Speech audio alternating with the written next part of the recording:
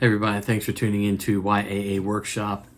Today I got the VZ58 out to the range and actually dialed in my scope out to 100 yards out in the open air, and it was quite cold. I hadn't been shooting in anything that cold in a while. It was sort of like between 15 and 18 degrees when I got out there. I went to a new range for the first time on my own with my own range badge credential, and bought this new little target holders that they make.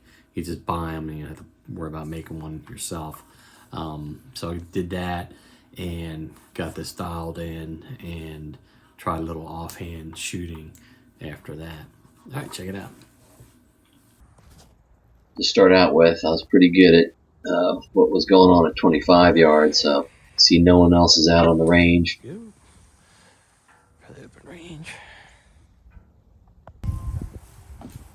Well, a couple people showed up, but it's not to mention there's plenty of range safety officers and a whole staff supporting that range. Pretty good setup that you don't see because they're inside. Not the range safety officers, so to speak, but some of the people that support all the activities.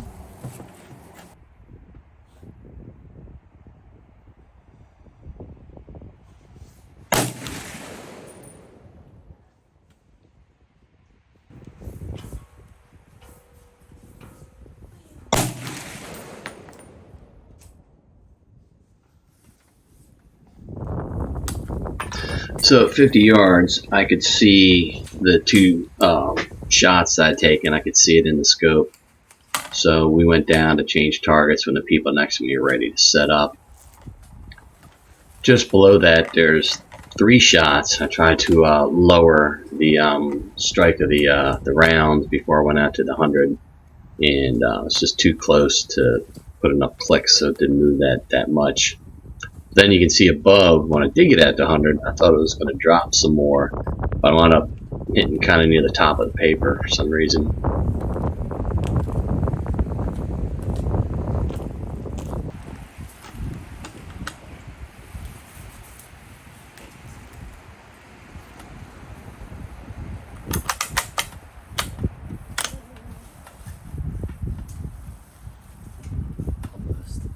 You should sit with your back to the wind.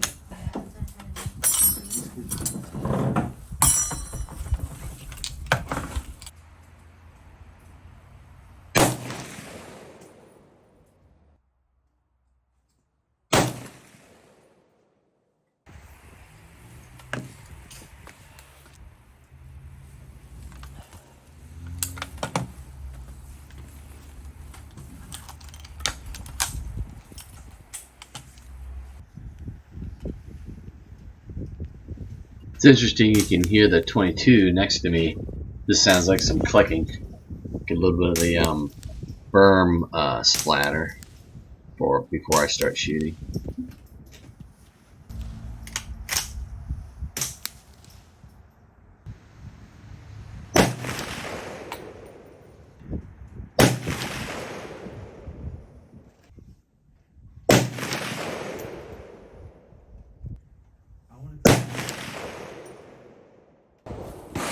Okay, so now I've got things dialed in where they're supposed to be for that particular scope, and I just decided to put some load up one of my new items to go just do a little fire for effect.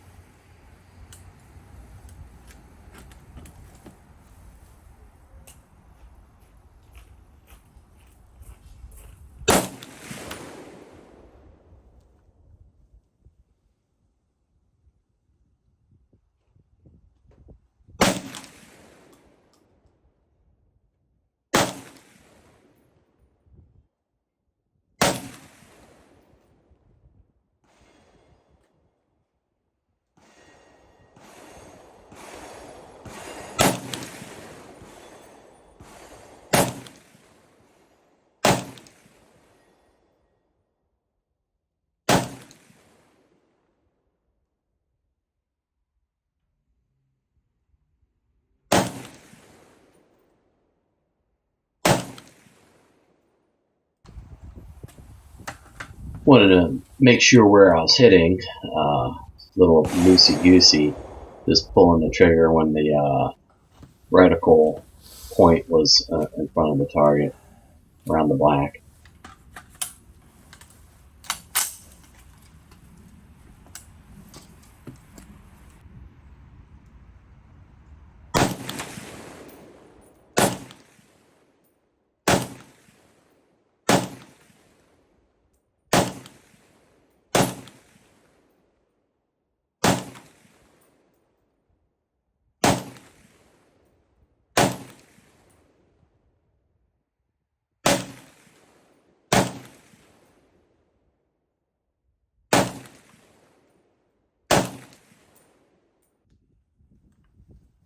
So that's pretty much it. Making the rifle safe, get ready to pack up, and I was pretty happy with where I was hitting, considering it was just sort of off the cuff, offhand. I hadn't really shot it a lot, but it's all basically on the paper at 100, and then you can see me taking the ice and sandbag back. All right, so here's a little bit of the target analysis.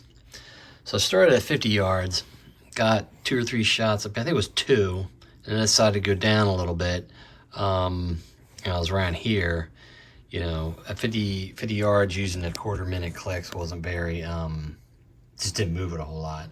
And then I moved it out to the, it was kind of funny because got a couple up here. I didn't really know how I got these 2. I think I did those 2 and just went again and verified I was in the middle.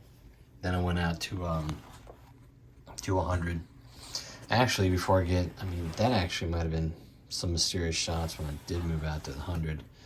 But at any rate, I think I did a bunch of clicks to kind of come down to here, and it wasn't far enough. I was thinking about estimating 5 inches.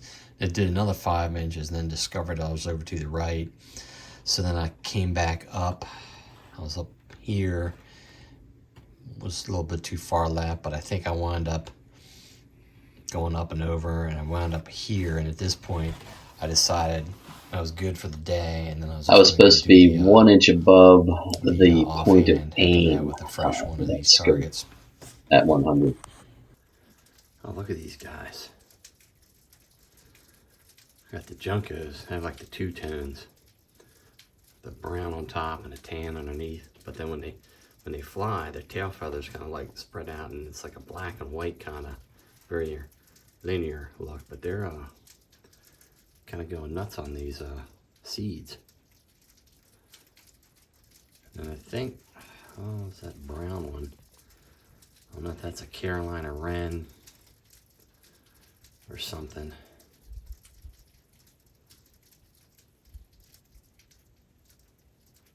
Ooh. Neat, some of these birds, you can kind of see they can actually hover. I always think of the hummingbirds as sort of a hovering kind of bird, but so when you see the other birds doing that around these bird feeders.